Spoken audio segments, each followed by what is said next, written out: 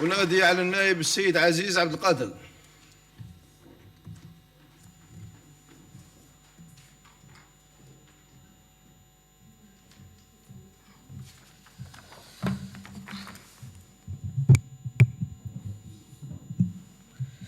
أعوذ بالله السميع العليم من الشيطان الرجيم. سيدي رئيس المجلس، سيدي وزير العدل، السيدة وزيرة العلاقات مع البرلمان، أعضاء اللجنة المحترمون، إخواني وأخواتي النواب، سلطة الإعلام، السلام عليكم ورحمة الله تعالى وبركاته.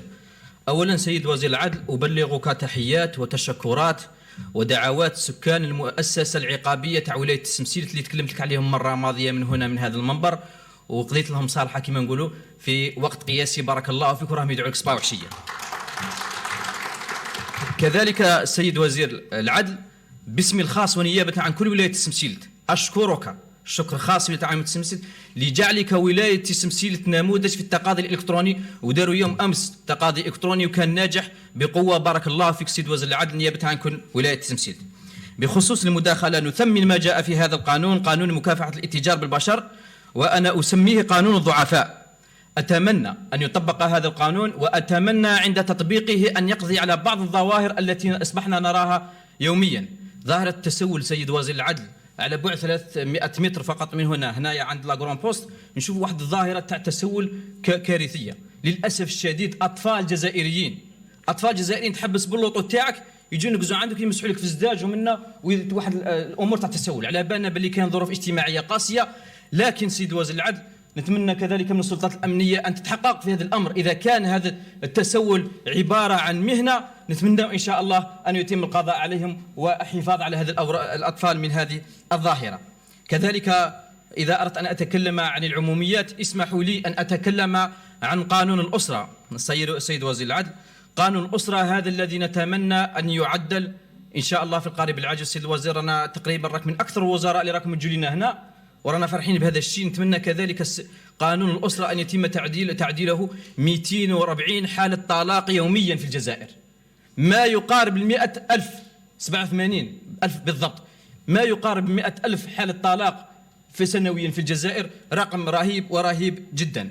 لهذا أتمنى أن يعدل قانون الأسرة، وفي القانون إما يتم إطالة مدة التقاضي أو تغريم المطلقين أو شوفوا حلول. كذلك السيد الوزير، كثرة القضايا في المحاكم من معايير تقدم الدول أو تخلفها هو يقاس بكثرة القضايا، لأننا نشوف كثرة القضايا في المحاكم. لهذا السيد وزير نتمنى تفعيل الإجراءات المستحدثة كالصلح والوساطة. كذلك السيد الوزير، المدرسة الوطنية للمحاماة جهويا كان واحدة فقط في ولاية سيدي بلعباس. هذا الأمر في الغرب كامل كان واحدة فقط. أتمنى إن شاء الله أن يكون مدرسة ثانية، وأتمنى أن تكون في ولاية السمسيلت، لأن مدرسة المحاماة الوطنية للمحاماة أتمنى أن تكون كذلك في ولاية السمسيلت. محليا السيد الوزير، البرنامج التكميلي الذي جاء لولاية السمسيلت كان محكمة إدارية ببلدية السمسيلت، محكمة جديدة بثنية الحد، تهيئة محكمة برج بنعامة. هذه المشاريع الثلاثة إلى حد الآن لم تنطلق الأشغال بهم رغم مرور ما يقارب 5 أشهر. كذلك السيد وزير العدل، محكمة برج بنعامة، وهنا اللوم ليس على السلطات الوطنية، اللوم على السلطات المحلية. عندنا أنا لما قدمت اقتراح محكمة برج بنعامة أكثر بالضبط 11 بلدية يتقاضوا فيها، يعني 50% من بلدية الولاية. عندنا 22 بلدية، 11 بلدية برج بنعامة، 11 بلدية كلهم يتقاضون في محكمة برج بنعامة، وللأسف الشديد أعطوا لها فقط تهيئة. احنا كنا نتمنى أن تكون محكمة جديدة كبيرة، أو استحداث محكمة أخرى بدائرة لارجام التي تتقاسم معها البلديات. في الأخير السيد الوزير، ولأننا سلطة رقابية، رفعت إليك طلب لقاء، ورفعت كذلك طلب لقاء إلى السيد وزير الداخلية للحديث عن بعض التجاوزات التي كانت في البرنامج التكميلي، لا يمكن الحديث عنها علنا. أتمنى لقاءكم في القريب العاجل ولقاء السيد وزير الداخلية، ونتمنى السيدة وزيرة العلاقات مع البرلمان تساعدنا في هذا الأمر،